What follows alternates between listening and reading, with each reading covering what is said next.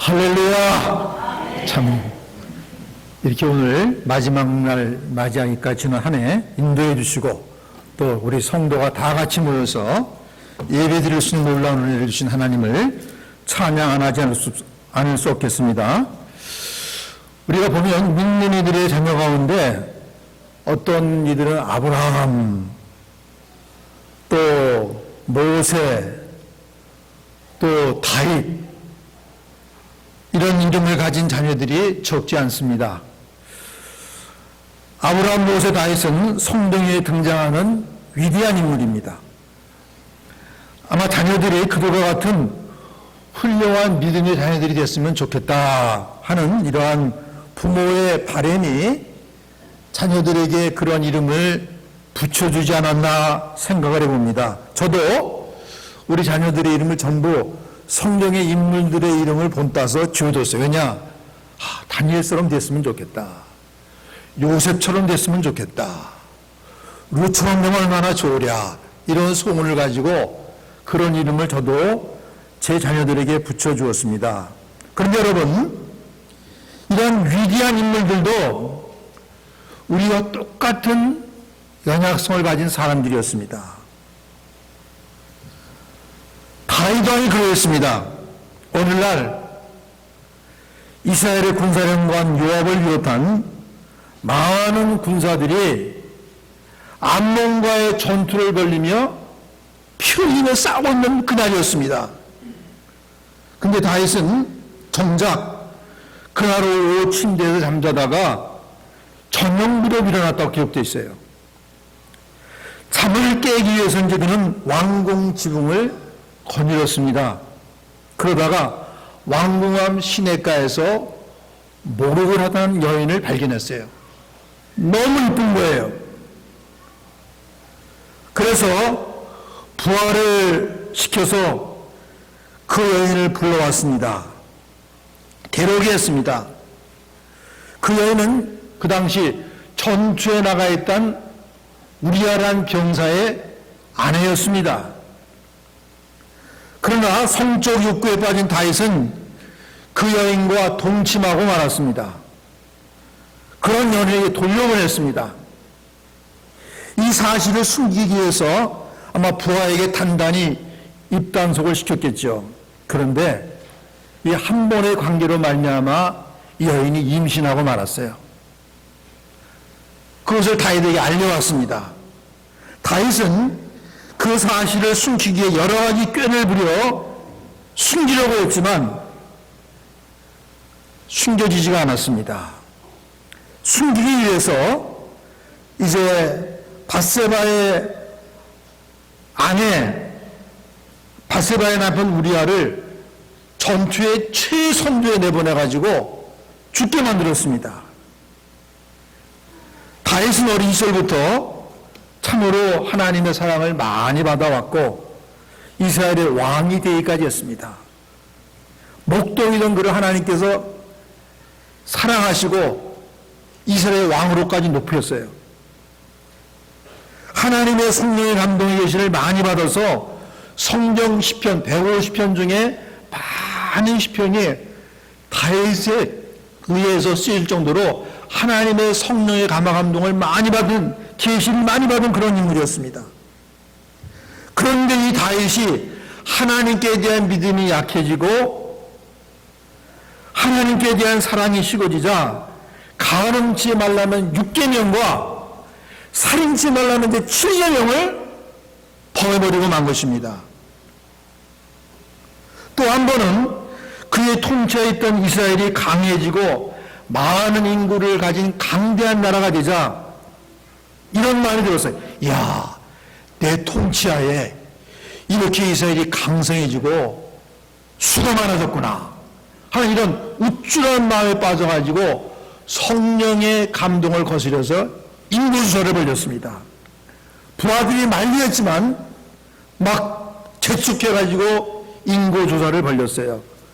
그것 때문에 이스라엘 사람들 7만 명이 다윗의 허영심 때문에 7만 명이 전염병으로 죽어버리고 말았어요. 여러분, 우리는 어떠합니까? 다윗처럼 우리도 연약합니다. 게으름과 영적 나태함에 빠지기가 쉽습니다. 그래서 비틀거리고 넘어질 적이 많지는 않습니까? 신앙의 길에서 이탈해 있지는 않습니까? 오늘 설교 본문은 바로 이런 사람들, 믿음이 약해서 신앙의 길에서 이탈할 위기에 처한 히브리인 성도들을 교훈하고 격려하기 위해서 히브리 서신이 쓰여졌고, 오늘 본문은 바로 그러한 히브리 서신 중에 한 부분입니다. 히브리 서신의 저자는 본 서신 히브리서 1장 1절로 10장 18절에서 교리적인 교훈을 주고 있습니다. 예수님 얼마나 탁월하신 분인가, 그의 구원사에 얼마나 비할 데 없이 탁월한가, 이걸 교훈하고 그들이 교리적으로 혼란에서 벗어나올 수 있도록 참된 신앙의 길에 돌아올 수 있도록 격려하게 이 서신을 썼습니다. 이제 실천생활의 권면을 시작하면서 오늘 세 가지 격려를 주고 있습니다. 격려이자 권면입니다. 영어로 보니까 let us라는 말이 세 번 나오면서 세 가지 권면을 주고 있어요. 첫째 격려는 하나님께 나아가자는 것입니다. 참 마음과 온전한 믿음으로 하나님께 나아가자는 것입니다. 22절 후반부 보세요. 우리 한번 저기 화면에 때 한번 같이 한번 읽겠습니다. 시작. 참 마음과 온전한 믿음으로 하나님께 나가자. 저 어째서 이런 격려를 하고 있습니까? 그것은 길이 열렸기 때문입니다. 하나님께로 나아가는 길이 열렸다는 것입니다. 20절에서 이렇게 증거합니다. 우리 20절 말씀 한번 같이 읽어볼까요? 저기 떠 있습니다. 시작. 그 길은 우리를 위하여 휘장 가운데로 열어놓으신 새로운 살 길이요 휘장은 곧 그의 육체니라. 여러분, 이 말씀이 함축하는 바가 뭡니까? 우리 누추한 사람들, 연약한 사람들, 탈선하기 쉬운 사람들이 도움을 받을 수 있는 도움의 길, 하나님으로부터 은혜를 받을 수 있는 은혜의 길이 지금 열려 있다는 거예요. 열려 있다는 것입니다. 각종 은혜를 받을 수 있는 길이 열려 있다는 것입니다. 어째서 이런 은혜의 길, 도움을 받을 수 있는 길이 열리게 되었습니까? 바로 그리스도 예수의 피로 말미암았습니다. 그의 피 흘리신 죽음으로 말미암았습니다. 우리 19절 말씀 저기 화면에 떴는데 한번 같이 읽어봅시다. 시작. 우리가 예수의 피를 힘입어 성소에 들어갈 담력을 얻었나니. 이 말씀에서 성소는 거룩하신 하나님의 임재를 상징하는 예배의 처소, 거룩한 장소입니다. 성소에 들어가게 되었다는 것은 이제 하나님 앞에, 살아계신 하나님 앞에 나갈 수 있게 됐다. 바로 그런 의미예요. 참으로 누추하기 짝이 없는 우리지만 예수의 피를 힘입어서 그렇게 되었다는 것입니다. 사랑하는 여러분, 참 늘 기뻐하고 감사해야 되겠습니다. 하나님께로 나가는 길이 열렸습니다. 각양 은혜와 도움을 받을 수 있는 그 길이 열렸다는 것입니다. 예수님 이전 시대에는 사람들이 범죄하면 소나 양의 피를 흘려서 제사를 드렸어요. 이제 범죄한 사람이 자기 죄를 깨닫고 소나 양의 머리에 손을 얹고 자기 죄를 고백합니다. 그럼 제사장이 그 제물의 피를 흘려 죽여요. 그 제물, 이 사람의 죄를 뒤집어 쓰고 대신 죽은 그 희생 제물의 피로 말미암아, 죽음으로 말미암아 이 사람이 하나님 앞에 용납될 수 있도록 그런 제사를 드렸습니다. 그러나 그건 일시적이고 임시적이었습니다. 그래서 자신의 죄를 깨달을 때마다 새롭게 동물 희생 제사를 하나님 앞에 드려야 됐어요. 하나님 앞에 예배를 드리려면. 일컬어 이런 제사를 속죄제라 했습니다. 속죄제사.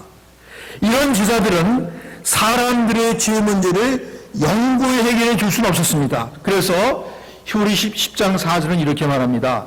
이는 황소와 염소의 피가 능히 죄를 없이 하지 못하나니. 이런 인생들 하나님께서 불쌍히 여기셔서 흠없으신 하나님의 아들 예수 그리스도를 속죄의 제물로 예비하셨습니다. 죄 없으신 하나님의 아들 예수님께서 이런 하나님의 뜻을 따라 이 땅에 오셨고 우리의 대제사장이 되사 흠없으신 자기 자신을 희생제물로 드리셨어요.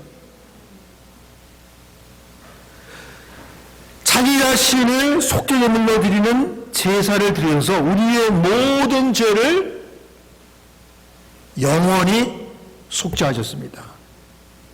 우리의 허물과 죄를 인하여 예수 그리스도께서 그 자신의 피와 목숨을 희생제물로 드림으로 영원한 속죄를 이루신 것입니다. 히브리 9장 12절이 이같이 증언합니다. 오직 자기 피로 영원한 속죄를 이루사 단번에 성소에 들어가셨느니라. 우리로 하여금 우리의 모든 죄, 과거에 어떤 죄를 지었든지 간에 또 현재 어떤 죄를 짓고 있든지 간에 그리고 미래에 어떤 죄를 지을 수 있든지 간에 하나님께서 그 우리의 모든 죄악을 예수님께 몽땅 뒤집어 씌우고 그로 하여금 우리 죄를 인하여 죽게 하심으로 말미암아 그 한 번에 하나님의 아들 예수 그리스도의 죽음으로 말미암아 우리의 과거와 현재와 미래의 모든 죄악이 영원히 속죄함을 받게 하신 것입니다. 이렇게 말합니다. 오직 그리스도는 죄를 위하여 한 영원한 제사를 드리시고 하나님 우편에 앉으셨느니라. 그가 거룩하게 된 자들을 한 번의 제사로 영원히 온전케 하셨느니라. 또 그들의 죄와 그들의 불법을 내가 다시 기억하지 아니하리 하셨으니 이것들을 사하신 적 다시 죄를 위하여 제사 드릴 것이 없느니라. 그 한 번의 제사가 하나님의 아들이 피 흘린 제사였기 때문에 하나님께서 이제는 우리의 죄를 기억도 아니하시겠다고 친히 말씀을 하셨습니다. 이상에서 진술한 바와 같이 단 한 번의 예수님의 희생제사 예수의 피로 말미암아 영원한 속죄가 이루어짐으로 하나님께 담대히 나갈 수 있게 되었습니다. 예수 그리스도의 피 흘리신 죽음으로 말미암아 지성소를 가리고 있다. 하나님의 임재를 상징하는 지성소를 가리고 있던 휘장, 그 휘장이 위에서부터 아래로 쫙 찢어졌어요. 하나님은 흠없인 하나님의 아들 예수님의 피 흘림의 제사를 기꺼이 받으시고 친히 하나님 앞에 나오는 길을 막았던 휘장을 제거하신 것입니다. 우리로 하나님 앞에 나오는 길을 허락하신 것입니다. 그래서 여러분 하나님께 나가는 그 길이 열렸습니다. 우리 20절 말씀 한번 다 같이 합독하겠습니다. 시작. 그 길은 우리를 위하여 휘장 가운데로 열어놓으신 새로운 살 길이요 휘장은 곧 그의 육체니라. 여러분 이 말씀에서 그 길을 가리켜서 새로운 길이라고 말합니다. 새로운 길 무슨 말입니까? 그 길은 주 예수를 믿는 자들을 위하여 언제나 하나님께 나가는 길이 열려있기에 전혀 새로운 길입니다. 누추한 자도 죄인도 악인도 예수의 피님으로 감히 언제나 하나님 앞에 나올 수 있기에 새로운 길입니다. 여러분 죽음을 목전에 둔 숨을 거두기 직전에 있는 사람일지라도 예수의 피를 힘입어 그 순간 그 시간 하나님 앞에 나올 수 있기 때문에 새로운 길입니다. 또한 그 길을 가리켜 살 길이라고 했습니다. 영어로는 life giving way, 생명을 주는 길이라는 뜻입니다. 그리로 나오는 자는 참 생명 영생을 얻고 하나님과 교제할 수 있습니다. 그래서 살 길입니다. 21절에 예수님이 가르쳐 하나님의 집 다스리는 큰 제사장이라고 말하고 있습니다.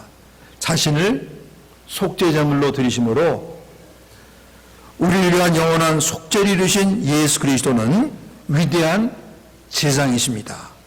우리 연약함을 우리보다 더 잘 아시고 모든 일에 있어 우리처럼 친히 시험을 나가신 분이기에 우리를 잘 아시고 우리를 위해서 지금도 하나님 보좌 우편에서 기도하시는 분이에요. 우리 각 사람을 위해 지금도 예수님이 기도하고 계세요. 또한 우리를 지금도 하나님 앞으로 인도하시고 중재하십니다. 그래서 하나님 앞에 나가게 하고 그분 앞에 설 수 있게 해주세요. 그러기 우리는 그 보호자 앞에서 하나님이 내려오신 은혜를 능히 받을 수가 있는 것입니다. 그러므로 여러분 하나님께 가까이 나가야 됩니다. 어떤 자세로 나가야 됩니까? 29절에서 이렇게 우리를 격려하며 권면합니다. 제가 다시 한번 읽습니다. 우리가 마음의 뿌림을 받아 우리 다 같이 한번 읽겠습니다. 시작. 우리가 마음의 뿌림을 받아 악한 양심으로부터 벗어나고 몸을 맑은 물로 씻음을 받았으니 참 마음과 온전한 믿음으로 하나님께 나가자. 여러분 무슨 말입니까? 예수를 믿는 모든 성도는 그리스도의 피로 말미암아 그 마음이 악한 양심으로부터 청결함을 받아 양심의 더러운하게 다 씻어졌기 때문에 그러니 이제는 참 마음과 온전한 믿음으로 하나님께 나가자는 것입니다. 형식적으로가 아니라 겉모습만이 아니라 참 마음으로 진실하고 간절한 마음으로 하나님께 나가자는 것입니다. 그리고 온전한 믿음으로 예수 그리스도의 피의 은혜를 온전히 믿고 확신하면서 그 피의 은혜를 확신하면서 하나님께 나가자는 것입니다. 하나님의 은혜의 보좌 앞에 나오기를 힘쓰자는 것입니다. 이미 본서신 히브리서 4장 16절에서도 저자는 이렇게 우리를 권면하고 있습니다. 그러므로 우리가 그의 국률하심을 받고 때를 따라 돕는 은혜를 얻게 하여 은혜의 보좌 앞에 담대히 나갈 것입니다. 담대히 나가자.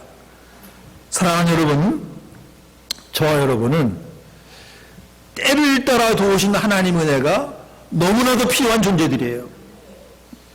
그러므로 때를 따라 도우시는 하나님의 은혜를 받기 위해서 하나님께 가까이 자주 늘 그리고 부지런히 나가야 됩니다.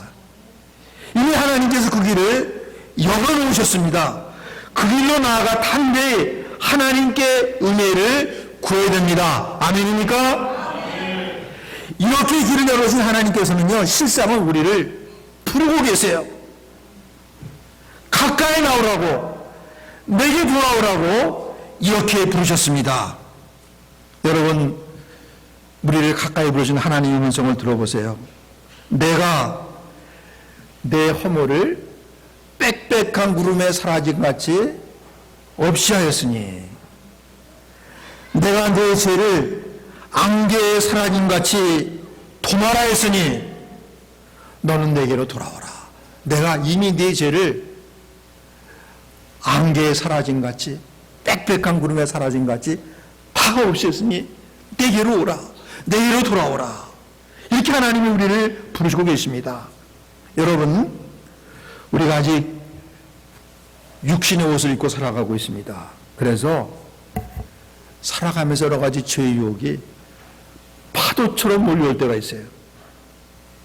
이런 우리는 위로부터의 도움, 하나님으로부터의 도움을 받아야만 됩니다. 여러분, 지금 우크라이나 침공을 일으킨 러시아의 푸틴이 미소를 짓고 있다고 그래요. 왜 미소를 짓느냐? 우크라이나를 돕고 지원하는 우방국들, 특히 미국의 지원이 약화되고 꺼질 조짐이 보이기 때문입니다. 트럼프는 자기가 대통령만 되기만 하면 당장 끝내버리겠다. 그 말은 무슨 말이에요? 우크라이나 지원 안 하겠다 그 말이에요. 그럼 전쟁이 끝난다 그 말이에요. 여러분, 지금 우크라이나는요, 미국의 도움 없이, 우방국의 도움 없이는 절대로 러시아의 전쟁에서 이길 수가 없어요. 그냥 패배하는 거예요. 지금 더 먹으려고 그러는데 푸틴은. 여러분, 우리도 마찬가지입니다. 하나님의 도우심이 없이 우리도 이길 수가 없어요. 자신의 타락성과의 싸움에서, 세상이 주는 유혹과의 싸움에서 우리를 호시탐탐 노리는 마귀와의 영적 전투에서 결단코 승리할 수가 없습니다. 우리는 넘어지고 마는 거예요. 삼켜지고 마는 것이에요. 우크라이나가 자신들의 힘으로 절대로 러시아와의 전쟁에 이길 수 없듯이 우리는 이길 수 없어요. 이길 수 없어요. 하나님께 나가야 됩니다. 하나님의 은혜의 도우심을 받아야 됩니다. 하나님은 여러분 만가지 은혜를 베푸시는 분이십니다. 우리의 각종 필요를 능히 채우십니다. 이분께 나가야 됩니다.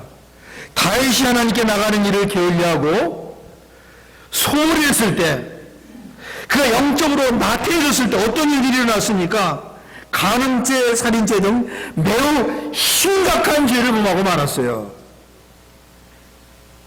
그러므로 우리 하나님의 은혜의 보좌 앞으로 부지런히 나가야 됩니다.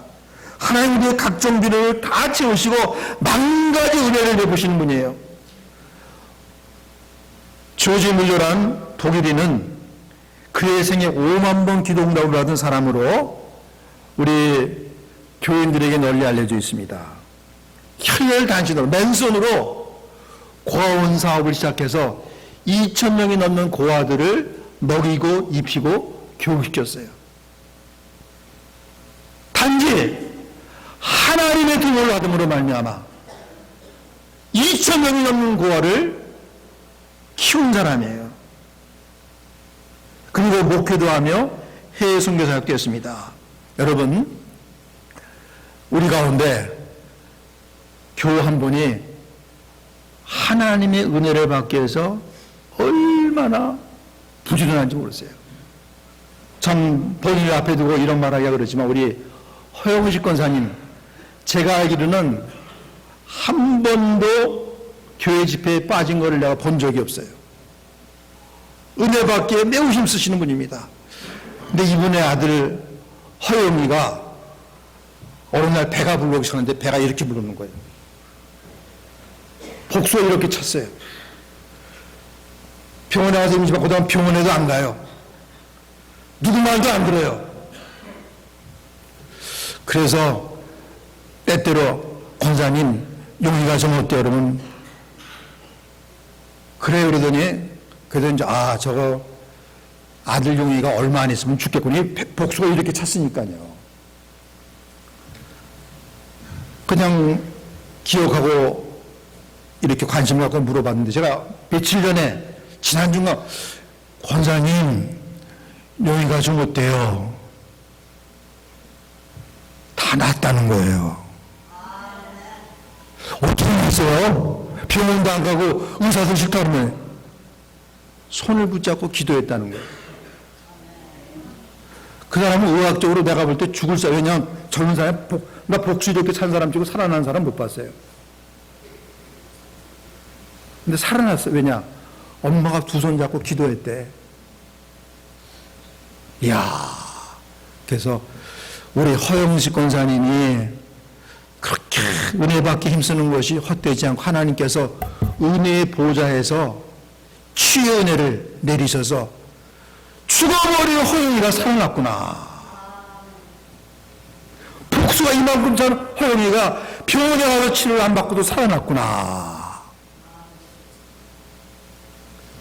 여러분, 은혜의 보좌 앞에 부지런히 힘써 나올 때 하나님은 각양 은혜를 베푸시는 줄로 믿습니다.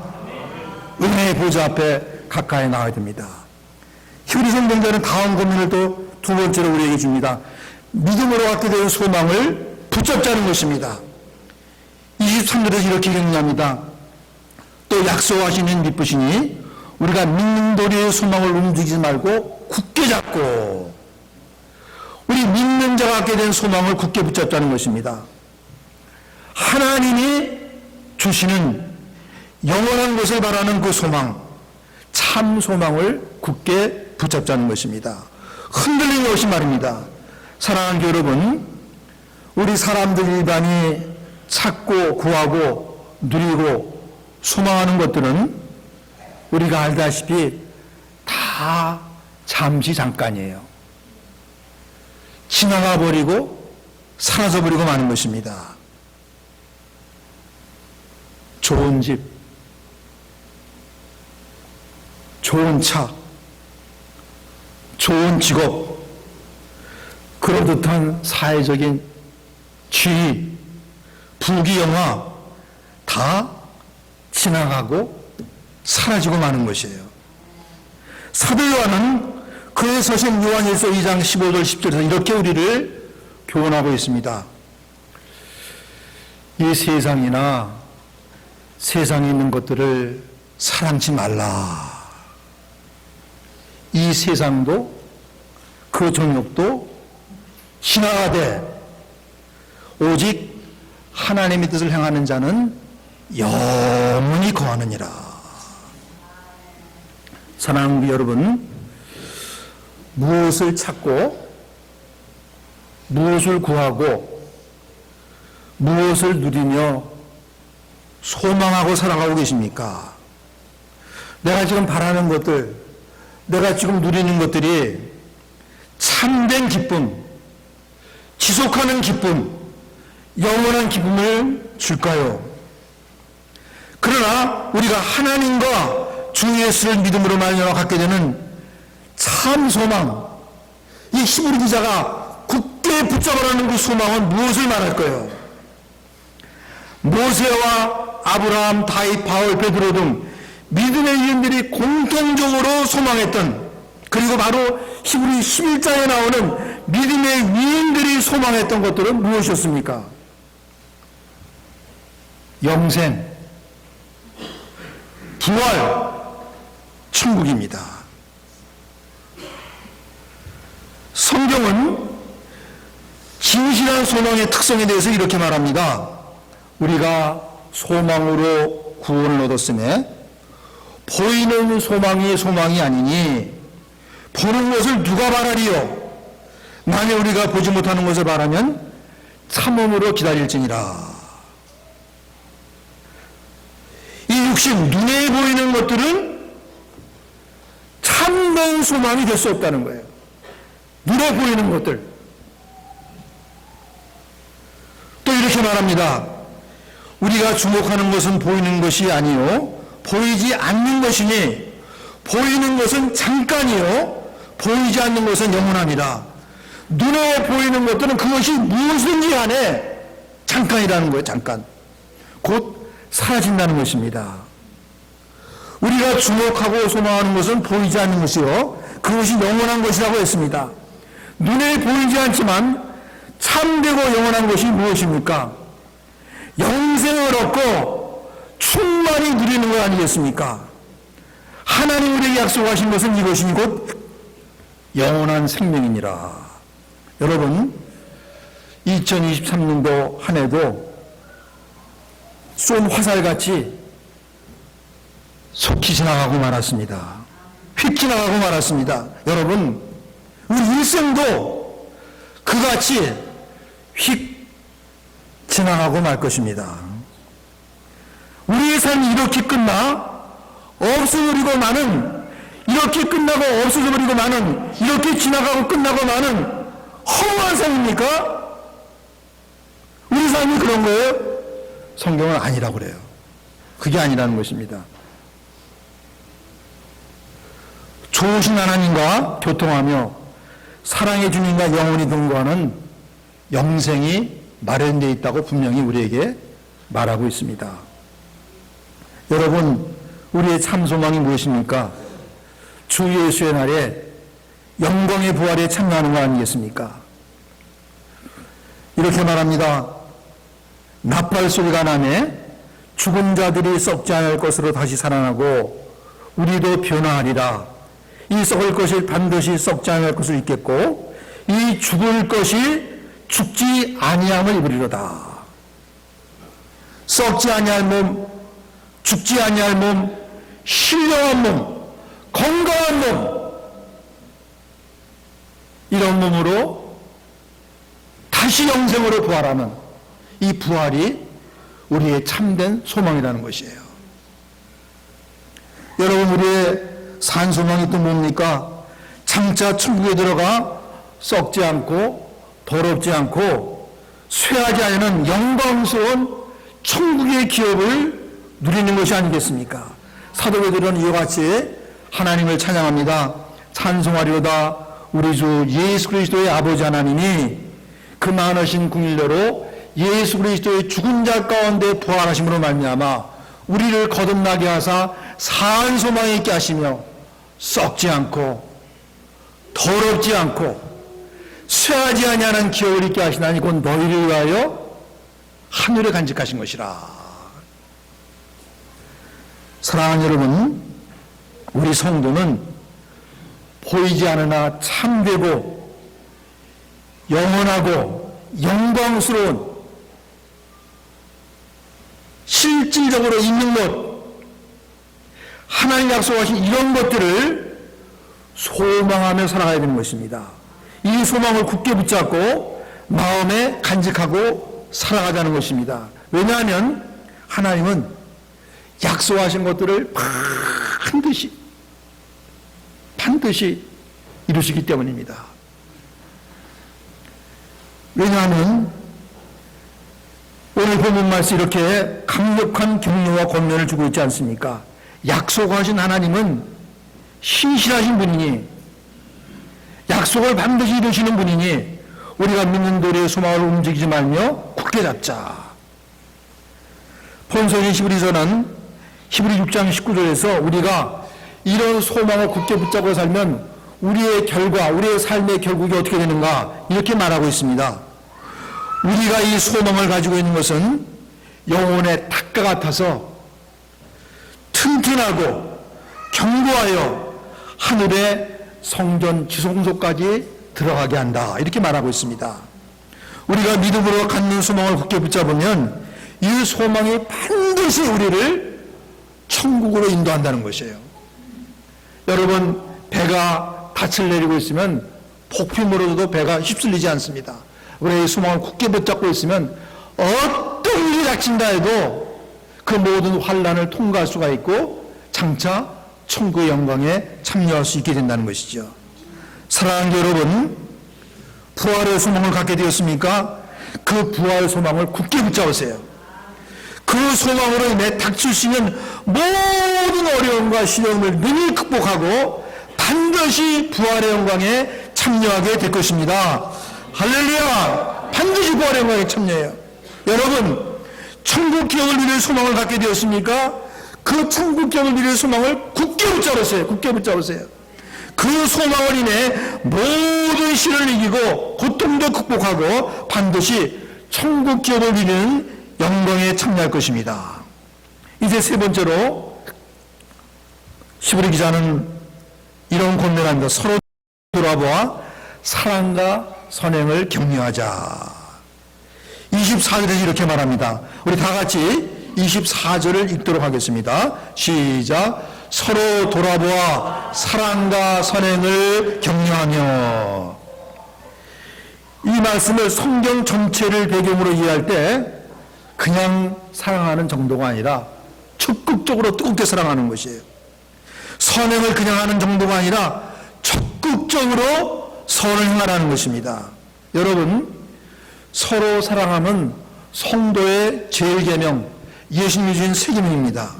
예수님께서 최후의 만찬 속상에서 이렇게 말씀하셨습니다. 세 계명을 너희에게 주노니 서로 사랑하라. 내가 너희를 사랑한 것 같이 너희도 서로 사랑하라. 베드로 사도는 그의 소신 베드로전서 4장 7, 8절에서 형제의 사랑함에 대해서 이렇게 권면합니다. 만물의 마지막이 가까웠으니 무엇보다도 뜨겁게 서로 사랑할지니 사랑은 허다한 죄를 덮느니라. 교회 여러분, 오중 우리의 삶을 한번 뒤돌아봅시다. 우리가 형제자매들에게 어떠한 사랑을 나타내며 살고 있는지 우리가 돌아보면서 오늘 사랑하기를 힘쓰라는 이 권면을 마음에 새겨야 되겠습니다. 형제 사랑과 더불어 우리가 또 힘써야 할 것은 선을 행합니다. 다른 교우 성도들을 위해서 적극적으로 선을 행하라는 것입니다.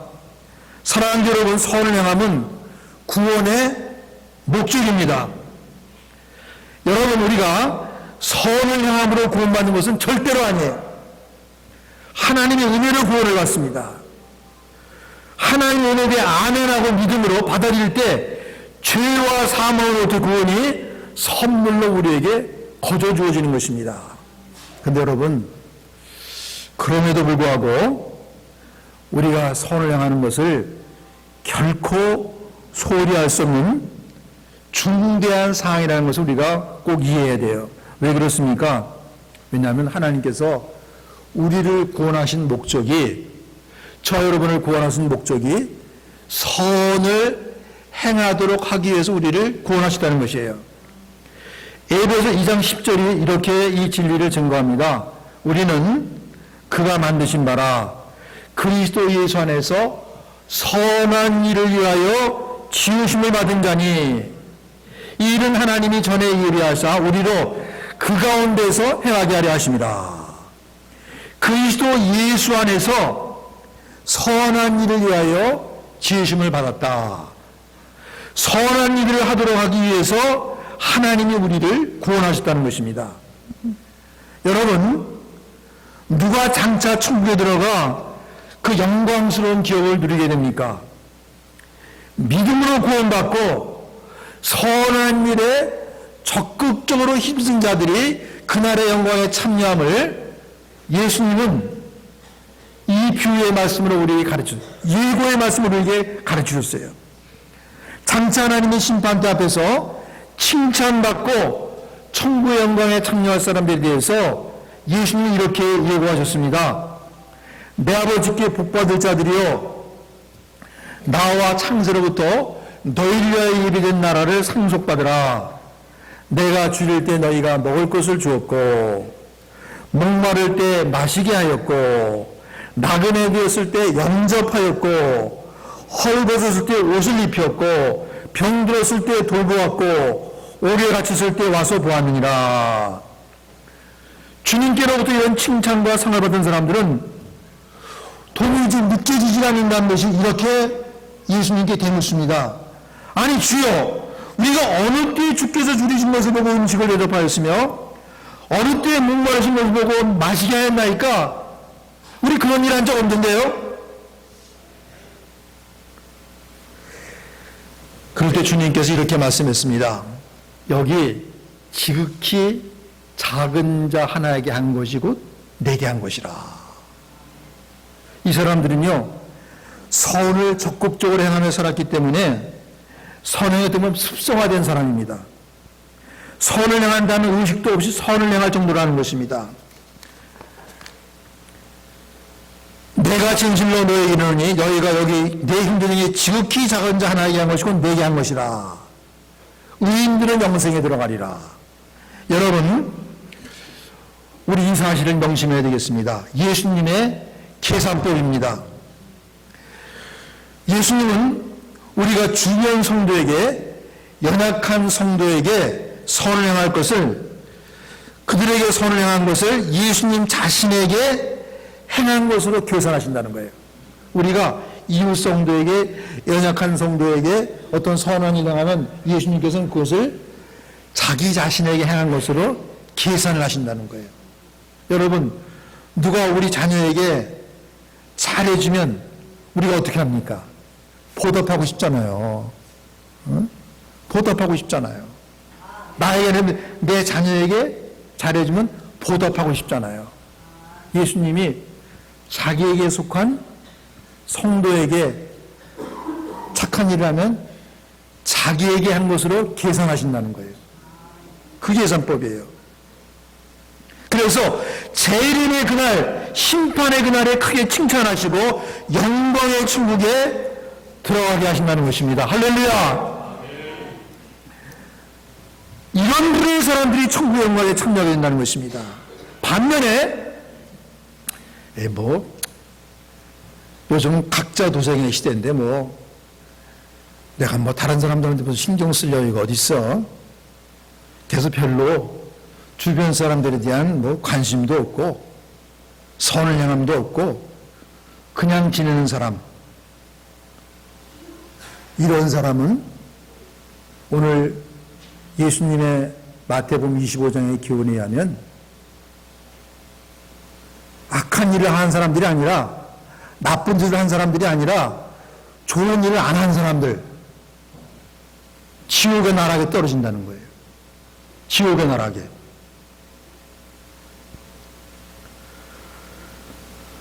여러분, 우리는 그리스도 안에서 한 몸을 이룬 서로 지체가 된 사람들입니다.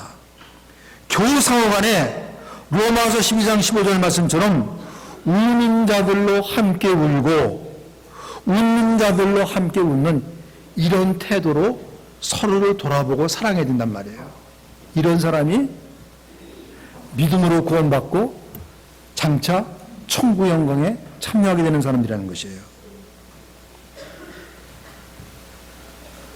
히브리 저자는 우리 성도는 서로 관심을 갖고 돌아보아 서로에게 사랑과 선을 행하며 주변 형제들도 그리하도록 격려하는 것입니다.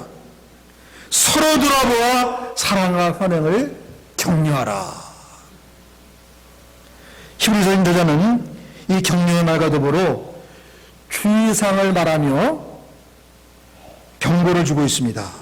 25절 말씀입니다. 우리 다 같이 25절 말씀 한번 읽습니다. 시작.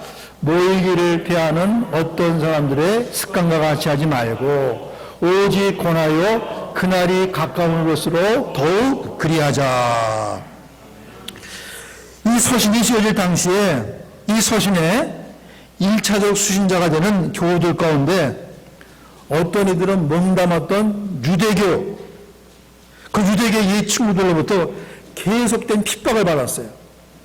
그리고 그 유대주의의 교리적 영향력이 아직도 남아있어서 믿음이 약화되어 갔습니다. 그래서인지 교회의 회집, 성도 모임에 참여하기를 소홀히 했습니다. 오늘 설교 본문에 속한 히브리서신은 교회가 이런 위기를 당면한 것을 본 서신의 저자가 배교의 위험을 막고 그 교회의 성도의 믿음을 다시 일으키고 믿음을 고치시고 쓴 서신이에요. 여러분, 믿음의 길에서 떠나는 것은 대단히 위험합니다. 더구나 배교하는 것은 너무너무나도 안 좋은 결과를 초래하는 것을 제가 목도한 적이 있어요. 아니, 왜 오랫동안 몸담았던 교회에서 떠나서 안식교를 왜 갑니까? 그 과정에 좋지 않은 일들이 연가포 일어나고 있어요. 이 사람들도 예수님 믿음으로 하나님께 돌아왔다가 유대교에 막 흔들리고 핍박을 받으니까 믿음이 약해지고 모임도 소홀히 하고 모이기를 피하겠다 그랬어요. 그래서 세 번째 경륜을 주면서 이런 주의사항을 주지 않을 수 없었습니다. 모이기를 피하는 어떤 사람들의 습관과 같이 하지 말고 오직 권하여 그날이 가까운 것으로 더욱 그리하자. 여러분, 성도 간의 만남과 모임이 있어야 교제가 이루어지고 성도 간의 친밀함과 사랑이 싹트고 자라지 않겠습니까? 성도가 모여야 서로 간 선을 행하며 선행을 격려할 수 있지 않겠습니까? 성도가 함께 모여 예배드리기를 힘써야 예배의 열기가 더해지며 성령이 강하게 역사하시며 교회의 부흥과 성장의 기틀이 마련되지 않겠습니까? 여러분, 그러나 성도가 모이기를 소홀히 하고 교회의 회집에 힘쓰지 않는다면 어떻게 되겠습니까? 자연스럽게 서로 간의 관심과 친근함이 식어지는 거예요. 따라서 서로 돌아보아 사랑과 선행을 격려하기가 어렵지 않겠습니까? 예배 열기가 쉬워지지 않겠습니까? 교회가 존폐일기를 맞이할 수 있습니다. 이런 현상이 실제로 코로나로 말미암아 이곳 교포교회와 모국 한국교회에 일어났다고 여러 사람들이 말하고 있습니다. 코로나 기간 3년간 성도 간의 만남과 교회 집이 어려워짐에 따라 적지 않은 교회들이 모임이 약화되고 성도의 수가 줄고 어떤 교회는 교회가 문을 닫고 기독교계 전체가 30%나 교세가 약화됐다고 그래요.